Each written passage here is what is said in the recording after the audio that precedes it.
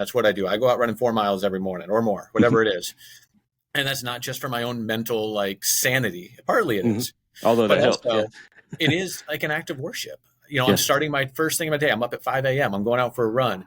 I'm telling God, I am dedicating this day to you. I'm throwing on worship tunes. That's what I'm doing.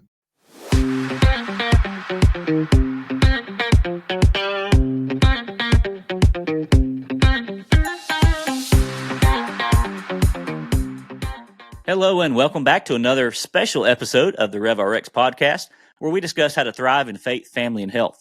I'm so excited to bring you today's special guest, Jon Lester. Jon is a man, he's a father, and he's a coach, and he's showing other people how to step into their best life, how to really unleash their full potential, and how to become the men and women God's created them to be. You're going to want to listen to the end. Jon tells us about a special holiday offering he has with his coaching, so you'll find links to that in the show notes as well, but you're going to love everything Jon has to talk about today. He's a man of faith. He's a man of integrity. Without further ado, I introduce to you my friend, Jon Lester. Hey, Jon, thank you for joining us today at the RevRx Podcast. Man, what a privilege it is to have you here on the show. Hey, thanks, Chad. Yeah. I'd love to just hear a little bit about your story, how you got to the point where you are today, how you launched into the fitness world, and just tell us a little bit about how to get to know you a little better. All right. Yeah, no problem. So my name is Jon. I am an educator by trade. So I actually teach health and physical education for the last 13 years. Fitness and activity has always been a major part of my life. I grew up playing every sport under the sun, being involved as much as I can. So when I went to college, trying to figure out what I wanted to do in life, first I thought I might want to be an athletic trainer. And then I quickly found out, that wasn't for me. Thought maybe the business route, again, wasn't so much what I wanted to do. And in talking with some really close friends and family, it became pretty apparent that, first of all, I love being active. So something active would be good. And I love being around adolescents and coaching and motivating people. So we kind of put two and two together and went the education route and been here 13 years. And I get to help adolescents right now, try to create habits, create things that they can carry with them throughout their whole lifespan, because it's not just about playing 7-on-7 tackle football all day long. It's not about just playing basketball all day long. It's really giving these kids things that they can use in the real world. That's going to help them be active, lifelong learners of their body. Yeah, and that's super important because a lot of our fitness, we learn early on, don't we? When I look at my kids, they move around a lot more than maybe I do. And, we tend to lose that as we get older, don't we? When it comes to moving our bodies like we should. And so having someone as a positive role model like yourself to teach them the ins and outs of fitness and movement and that sort of thing, man, that's invaluable. It is. And so, now you're into the coaching realm. So you do work with adolescents, but then you're also a fitness coach. And there's a lot of fitness coaches out there, but Jon, one of the things I like about you is you're a little bit different. A lot of the things you implement, number one, you're a Christ follower.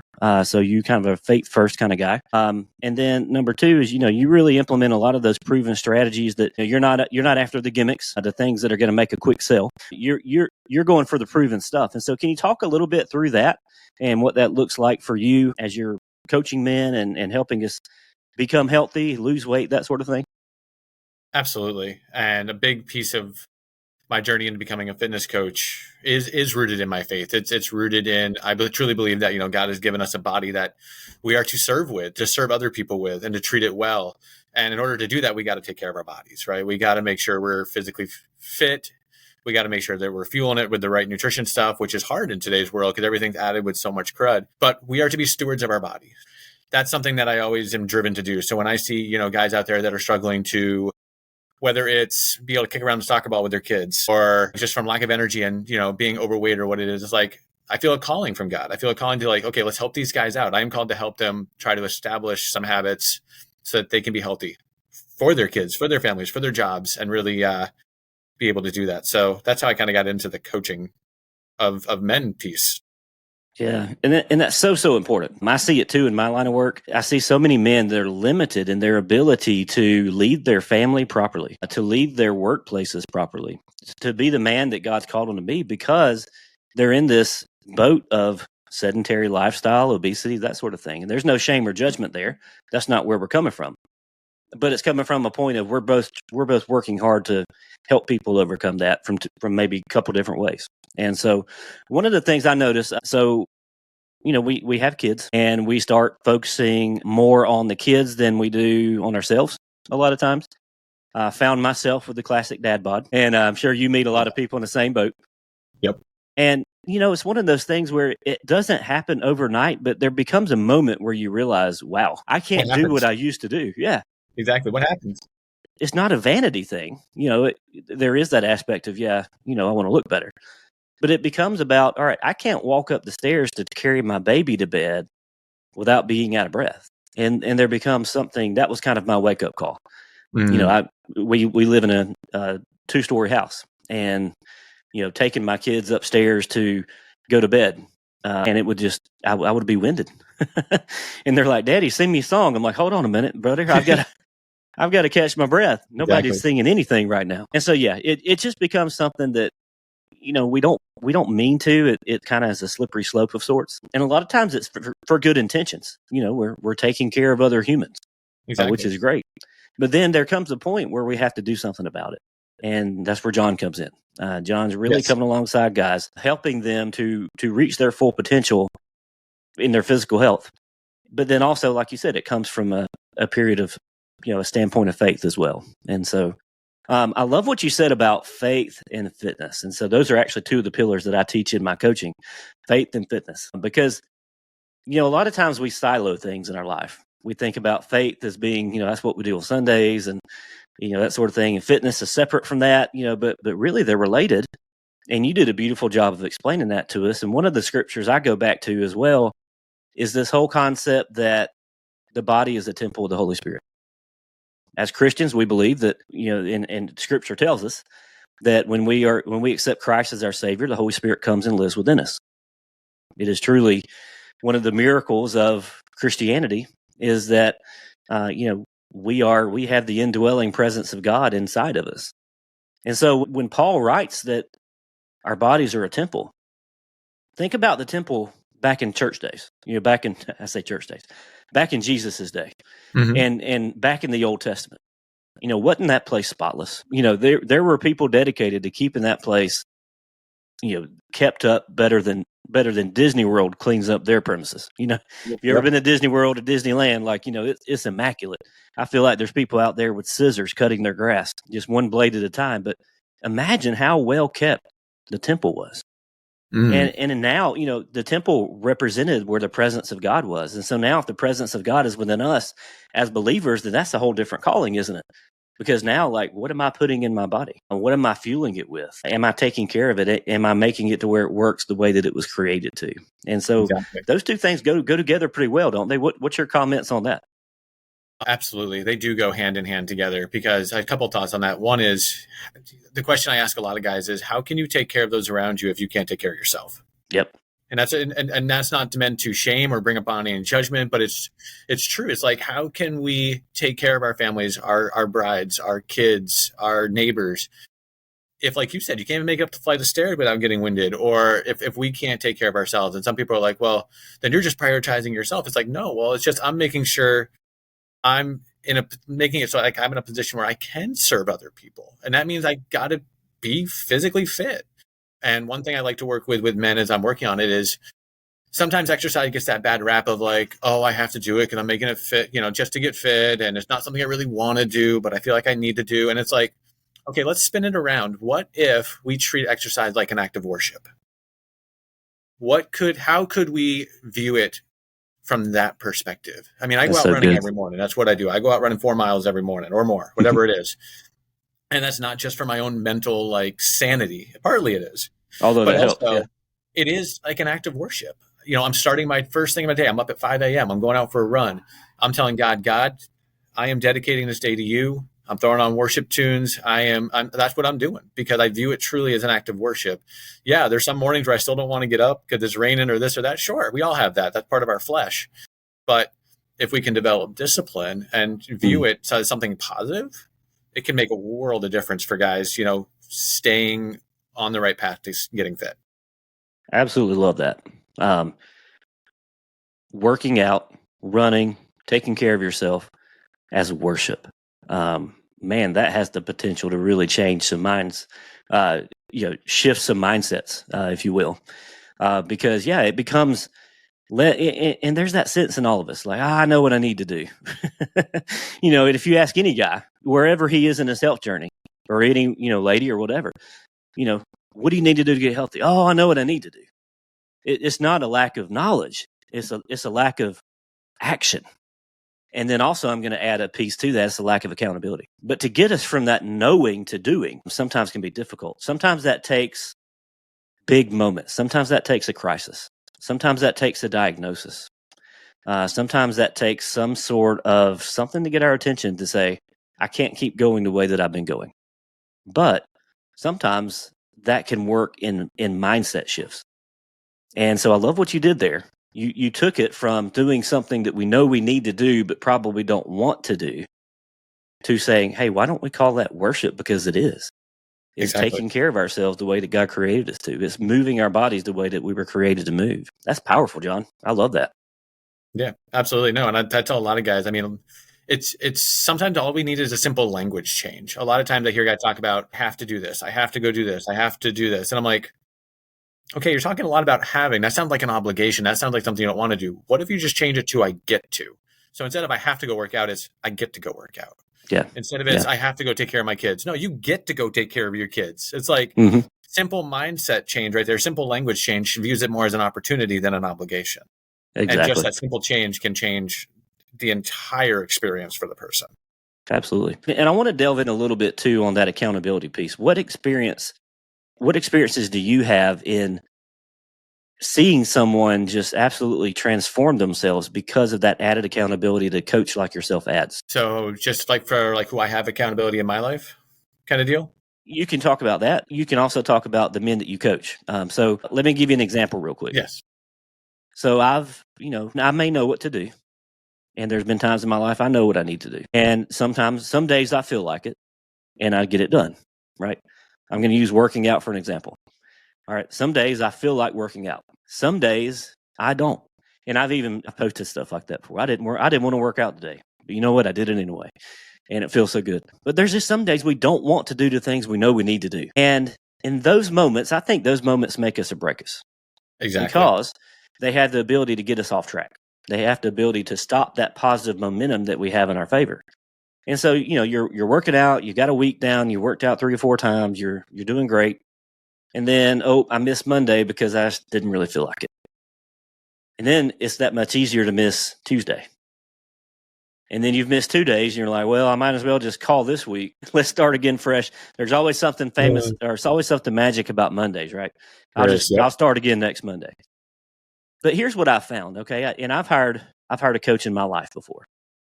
And one of the things I found is this, that if I have to tell someone else that I didn't do it because I didn't feel like it, I'm much more likely to do it anyway. That's right. Than if no one else knows. So the accountability of a coach like yourself goes a long ways in helping people reach their goals. Is that something you've seen in your practice? And then is that something you've seen in your own personal life as well? Yeah, you hit upon a lot of it there, Chad. The big things with accountability is you hit it. I'm trying to think like you hit it really well on the head about the accountability piece. And people need it because what happens is it comes down to that discipline factor. Without accountability, it's really hard to build that discipline is what I found, because if we leave it up just to ourselves, we're probably not going to do it. We probably aren't. And, in my journey with my own accountability, it took me finding other brothers in Christ to really unlock my next level as a person.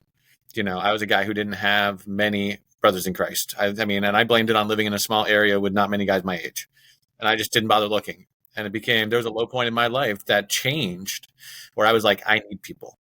So I reached out and I got in touch. And now I have 4 guys who live all across this nation that are closer than any other relationship I have. And it's because we hold each other accountable. It's because we're not afraid to tell each other the truth, the blunt honesty, and also to be like, hey, like if I don't go running in the morning, I usually have 2 texts by noon saying, are you okay? Are you feeling all right? Because they know that's what I do. That's part of who I am. And so like with coaching clients and coaching people, accountability is like really, like you said, it's make or break. Without that accountability, you run the risk of one day turning into 1 week, turning into 1 month. And then the habits are broken. I mean, it takes so long to build a habit, but it's really easy to break them. And I always let people know, like, some days are not going to be fun. Some days you're going to have to take every ounce of your body just to get done what needs to get done. But you are going to be happier getting it done on those days than any other day where it's easy. Because those are the days where you can look back and be like, man, that was a good day. Because I know I didn't want to do it. I had XYZ happening, but we still got it done. So that's where the real growth happens, isn't it? It is. It is. Real growth happens when things get uncomfortable. Yeah. You hit on something that I love, and that's the issue of we weren't made to do life alone. And I think there's something. I'm an introvert by nature, and I think there's something in me that, because I'm introverted, it makes me just kind of withdrawn naturally. I can be with people. I love being with people, but there's a limit, right? And then it's just exhausting for me. And so if I'm around we had a wedding last weekend, and around a whole lot of people for Friday for the rehearsal and for Saturday for the wedding ceremony. Like Sunday, I crashed. That's just the way that works for me. And there's been times in my life where I've been tempted to say, I don't really need anybody. I can do this myself. And I've been corrected over and over and over. God has just shown me, no, brother, you need other brothers. And it's even tempting to say sometimes, well, I've got a wife and I've got kids. I've got plenty of people. Well, they're great. And we're not minimizing those things, but there's something to be said about having some Christian brothers as men that we can say whatever we desire to. They're not going to meet us with judgment or criticism. They're not going to meet us with shame. They're going to meet us with grace and understanding. Exactly. And that's the importance of the church, right?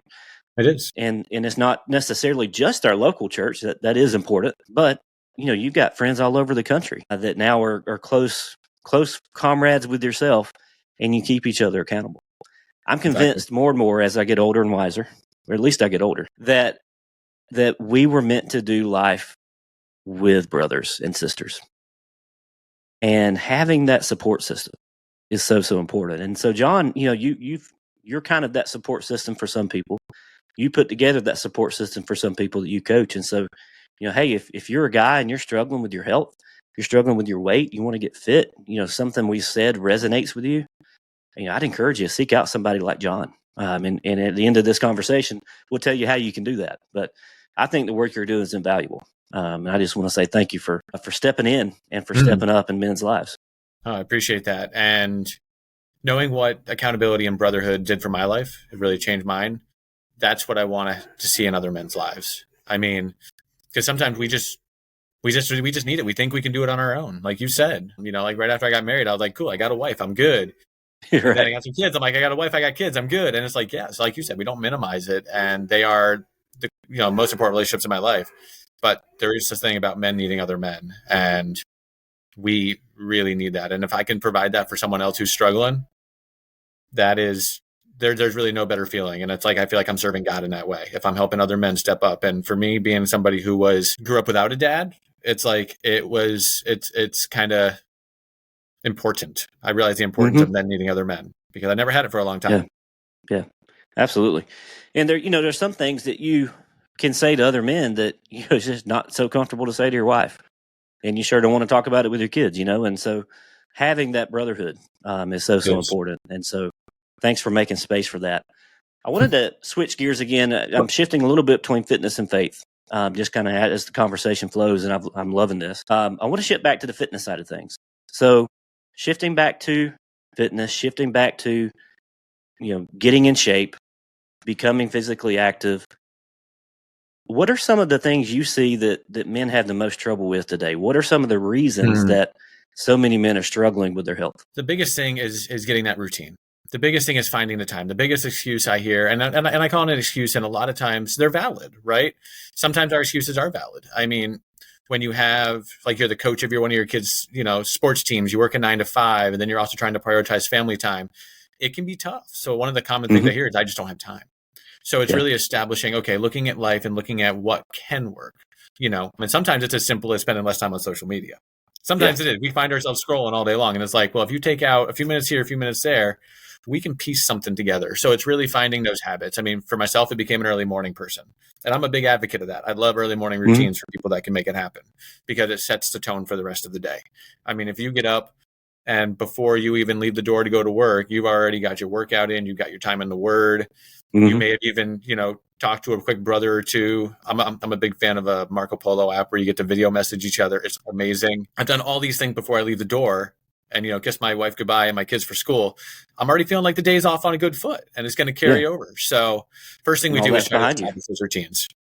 Yeah. And that's so important because and I'm not a morning person. I'm trying to try my best. A big part of that is because I've got 3 kids. They're aged 3, 5, and 7. And, they're in various states of sleep or non-sleep all throughout the night, it seems like. And, coming in, hey, Daddy, can I cuddle with you and stuff like that. So when the kids get older, I plan on doing that even more. But the times where I'm able to get up, knock out, an exercise routine, whether it be a run, whether it be a workout, whatever, go ahead and spend time with God. Not that that's the only time you spend time with God, but, knock out at least that moment, that quiet time that you need desperately in your faith. Go ahead and knock out that time of prayer. And I'm saying that I'm being careful to not try to make this look like a checklist because it's not. Right. No. Being fully present in all of those things is so important, and it's all part of our worship. Exactly. But there's something to be said for starting your day, and you don't have the stress of, man, I've got to work all this stuff in my day. It's already done. It is. You start your work day and you can just work, and you don't have to think about, oh man, on my lunch break now I've got to do this, and as soon as I get off work I got to do this, and that adds a lot of stress, and that just really gets us all out of whack too. And so I love the concept of get as much done as you can before your day starts, and that's setting yourself up for success. Exactly. That's one of the big things we try to do with definitely the clients that I work with is just building those habits, building those routines, because that's where it starts. Yeah. I mean, if you want to get in shape, first thing we got to do is get routines so that hopefully when something does happen and you get out of routine for a day, we can be like, okay, let's just treat it as a day. Every day is a new clean slate. Every day is its own chapter. Let it write itself. Don't let yesterday's stuff impact tomorrow. So if you got the routines, you can miss a day and you can still pick it up the next day. I mean, I had that happen the other day where woke up in the morning, my son had some digestive issues in the middle of the night. So he was a little bit down for the count. So spent the morning, instead of going for a run, spend a little bit more with him, and then managed to pick it up later in the day. Or guess what? It was just a day. And I knew that mentally. I was like, it's just a day. My son needed me. That's where the priority was. But tomorrow I'll get back at it. You mentioned something earlier too that I think is important to talk about. And it's the concept that self-care is not selfish. Self-care is not selfish. A lot of times we think of it. A lot of times men, we hear self-care, we think like spa day, and that's not what we're talking about. Can a massage be self-care? Sure. But we think that's something women do. No. So, and one of the things I'm trying to do is to normalize self-care in men, because here's the thing. I didn't realize I lacked self-care until I reached a burnout point and realized I had no self-care in my life, and I was going to have to start implementing it. And I see that a lot. I see that a lot of times we don't realize what we need until there's some consequence. And so self-care is vital to every human being put on this earth. Not just a woman thing, it's a man thing too. Because you've kind of hit all around it, and I'll say it this way: you can't pour from an empty cup. You can't take care of those around you that you love if you aren't taking care of yourself. So can you talk about self-care a little bit as part of fitness as well? Fitness can be self-care, right? It can. It absolutely can. And that's one of the things I try to tell a lot of people is like, let your fitness be a form of self-care, because what you're doing is you're taking care of your body, whether it's lifting weights, whether it's some cardio, heck, whether it's flexibility in yoga, which also has a very significant place in your fitness. And sometimes guys have to wrap their head around that because all they picture is, the ladies in the yoga studio, but it's like, no, flexibility is really important for your fitness and performance. But truly, if we want to expect ourselves to be our best for those around us, then we have to take care of ourselves, because what good are you to your wife or your kids if you can't even make it through the day without 3 different Red Bulls or, a pot and a half of coffee and a nap in the afternoon? And I know those guys. I mean, and again, that's not point of shame or anything like that, but it's like, my first question comes back is like, what are you doing for yourself? I get that you want to serve and you want to pour into everybody, your church, your family, your neighborhood, your local programs, but what are you doing for yourself? Because it's not selfish. It's not. You need to take care of yourself. It's a necessity. It is. And again, it's one of those, you can neglect it, but there's going to come a point in time, most likely. I've experienced it. A lot of people I know have experienced it, to where your body's going to say, enough's enough. You're going to have to take care of me. And, it's just something that we don't know what we don't know until something happens. Exactly. And that's just another piece. So, all right, we've talked about fitness can be a part of our faith. It can be worship. We talked about fitness can be a part of self-care. What we're kind of discovering is that fitness is not just about moving the body. It's not just about lifting something heavy. It's about a lot more than that. It's about our entire being. And one of the things I wanted to kind of lead into is what sort of, if I've got guys out there listening and they're thinking, all right, they've convinced me, it's time to start working out. They don't have equipment. They don't have a lot of, they don't have a gym membership. What are some things they can start doing today to really start changing their fitness, to really start creating that routine? Absolutely. For me, I'm a big body weight advocate. I love doing things with body weight because they're functional movements. And I try to tell that to a lot of clients. It's like, yes, we all want to be able to go to the gym and put, 225 on the bench and be able to rep that out. Sure. But what does it matter if you, again, can't carry a couple of grocery bags into your house? I'm like, truly, because it's not functional. I said, so what I would do with a lot of time with my clients is, we build body weight programs. We build in things that are going to translate into everyday tasks. Mm-hmm.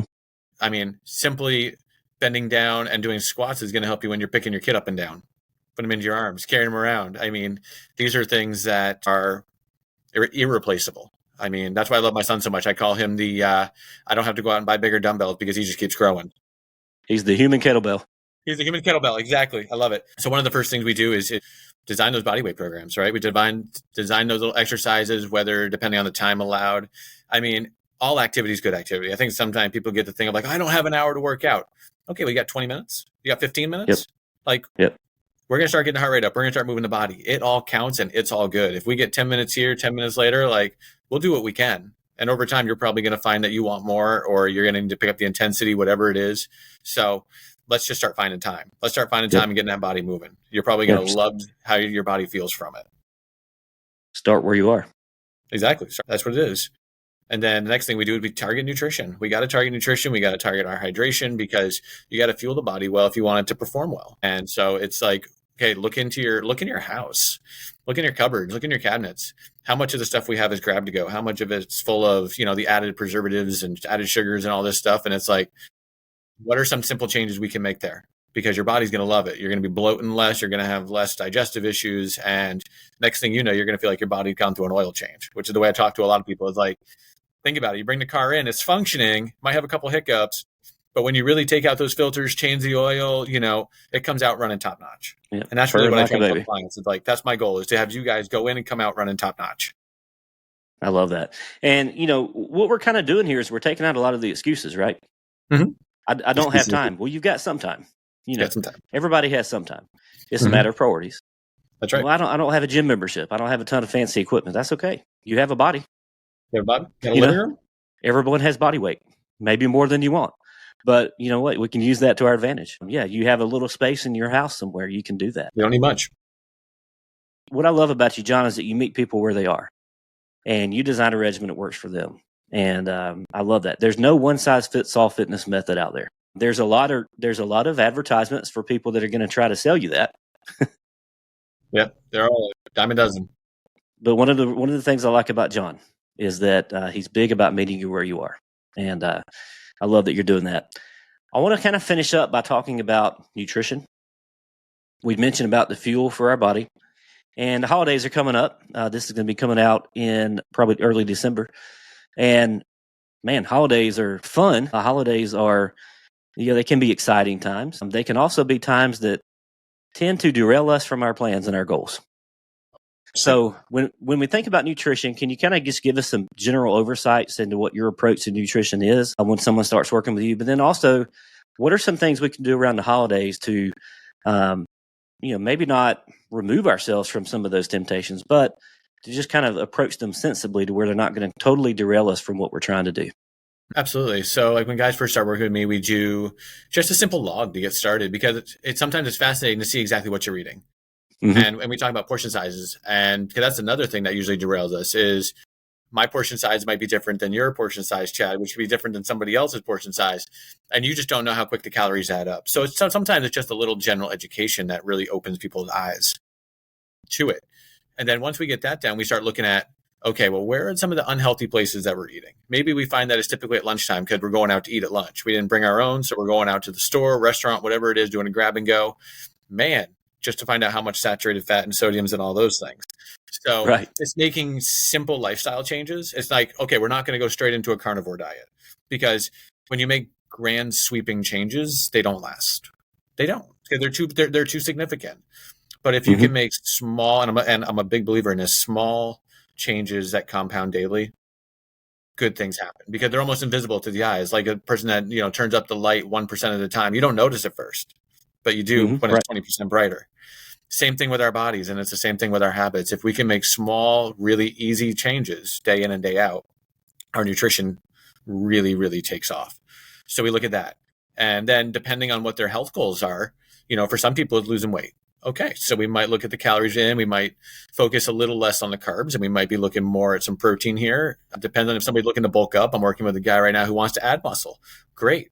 Then let's put some food in your diet that's going to help your body with muscle recovery from your exercises, where it's breaking down the muscle and repairing it and recovering. So it really is a case-by-case thing.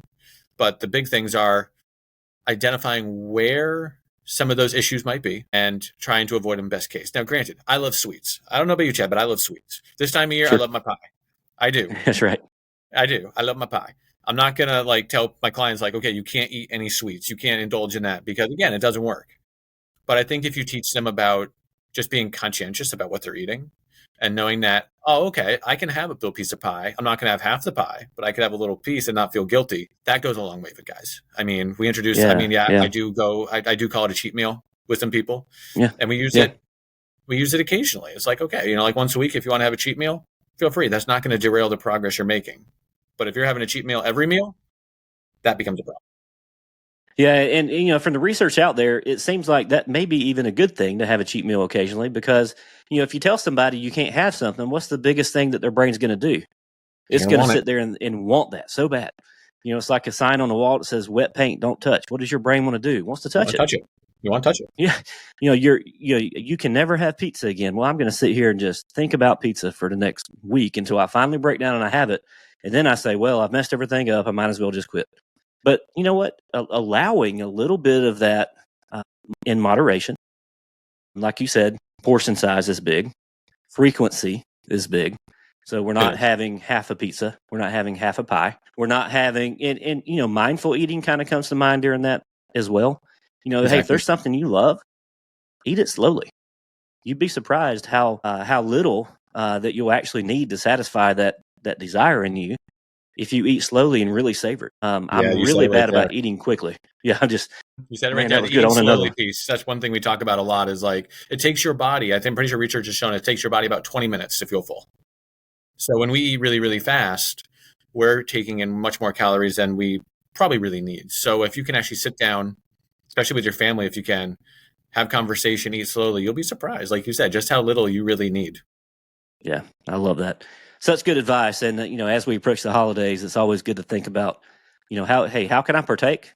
How can I still enjoy the holidays? Because, hey, food's a big part of that. We're not saying don't eat some of these things, but we're saying, all right, to keep yourself from getting so far off that it's going to be hard to get back, how can you still enjoy it, but still maintain your goals? And I think that's gold. So, John, what a privilege this has been. I'd love if you would just tell our listeners a little bit about how to find you, how to find your coaching, and how to find you on social media, and a little bit about, I'd love if you want to mention there's a challenge you're doing, a holiday weight loss challenge. Is that right? Yes. Because it hit me a couple weeks ago. 90% of Americans on January 1st, their New Year's resolution is to lose weight. And by February 1st, 90% of people have given up on it. Right. So I was like, well, what if we build these habits in December? What if we build these in December so that when we hit January, we're already got some habits developed. We're already moving in the right direction. So yes, we did this. We got this 30-day challenge coming up. It's on Facebook. You can find me on Facebook. You can find me on Instagram. I think the handles might be in the show notes or whatnot. We can put them there. Yeah, I'll put them in. So the 30-day challenge is a weight loss challenge. People that want to, as I put it, feel the best they can for the holidays. Drop that pant size, fit into those clothes that maybe you haven't fit into in a little bit, but really put yourself into the holidays feeling good. feeling like Sure, you got, sure. like you said, like we've been talking about, where you can eat, you can have what's there and not feel like you have to starve yourself because, you're overweight or this or that. So it's open to anybody and everybody. It really is. And I would love to get a huge group of it, because I'd love to see people go into the new year, not like, oh man, I just packed on 10 pounds from the holiday and I need to get it off, but instead be like, you know what? I haven't packed on any, maybe only a pound, or maybe I even lost it. Who knows? But I'm already got the habits built where I don't need to go flock to a gym membership. I got a thing going on at home that works out well, and it's going to happen. So, but yes, Yeah, my business is called the Relentless Pursuit 247. That's my life coaching business. And because I truly feel like if you pursue something passionately, it's going to be this relentless feeling inside you. And I want men that are wanting to be better leaders, wanting to be fit, wanting to serve those around them. And so it becomes a pursuit. It becomes something you go after, with keeping Christ at the center of it all. So the Relentless Pursuit 247, I got a group on Facebook that's free for everybody, with tons of nutrition, workout tips in there to try to help them, get over some excuses, but also figure out, like, you can do this. You can. Here's some tips to help you out. I'm a member of that group. I can attest that it's all good stuff. So Oh, good. I'm glad you like it. Yeah.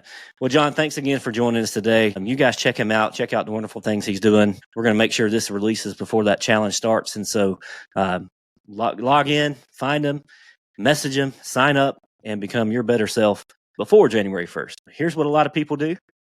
They put off until January 1st. And then you've got so much more work to do. It's hard to get better when you've got to unravel the 10 pounds you put on that last month. So, hey, let's not add 10 pounds. Let's take 10 pounds away. What a unique concept, but I love it, Jon. Thank you, my friend. What a pleasure it's been. Y'all check him out, and can't wait to see what's going on in your world here again pretty soon. All right. Thank you, Chad. It's been a pleasure. Thank you for listening to the RevRx Podcast. We hope you enjoyed what you heard today, and if so, we'd love it if you would hit that subscribe button so that you'll never miss a new episode from us. Also, feel free to leave us reviews and comments, as we'd love to hear from you. Be blessed and be the very best you.